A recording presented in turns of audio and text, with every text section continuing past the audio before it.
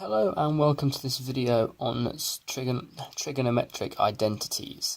In this video I'm going to derive a few identities for you that hopefully should be useful to know how they and where they come from.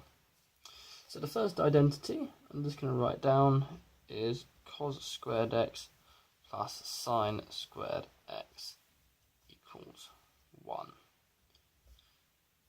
There we are. So what we're going to do is we're going to start from this equation as a base equation. And this means you only need to remember this equation, and all others can be derived very easily from that. The first one I'm going to do is I'm going to divide everything in this equation by cos squared x. So this gives cos squared x over cos squared x plus sine squared x over cos squared x equals 1 over cos squared x. This goes to 1 plus tan squared x equals sec squared x.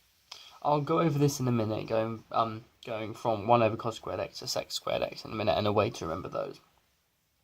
And this is another identity here that's quite useful. It's quite useful because it gets you from sec squared x, which is generally not very useful in terms of drawing graphs from and stuff, into tan, and then you can get into sine and cos easily from that stuff that's more common.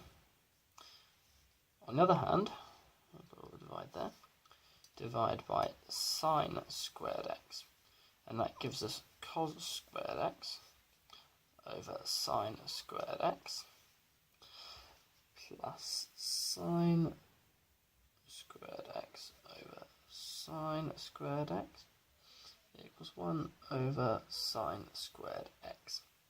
And once again, that simplifies to cot squared x plus 1 equals cosec squared x. And there we go, that's identity 2. Once again, getting a relationship between various more obscure identities. And now a way to remember sec squared x and cosec squared x.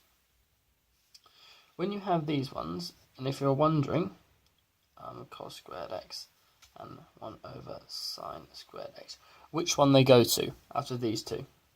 Well, if you look at the first letter on each of these, for 1 over cos x, that's a C. So what you need to look is at the third letter in here, and that's also a C. So this goes, so 1 over cos squared x equals sec squared x. And for this, if you look at 1 over sine squared x, the first letter there is an S, and the third letter here is an S. So you match them up. You've got to remember on this to go first letter on this side, but not the first letter on this side, because you'll get it the wrong way around. But if you remember to go to the first letter for these and compare it to the third letter for these, that's a very easy way to be able to double check that you're right without having to specifically remember each equations. And hopefully this also helps by meaning you can derive these two equations here from only having this equation here. Hope you enjoyed the video. If you enjoyed it and found it useful, then please subscribe. Thank you.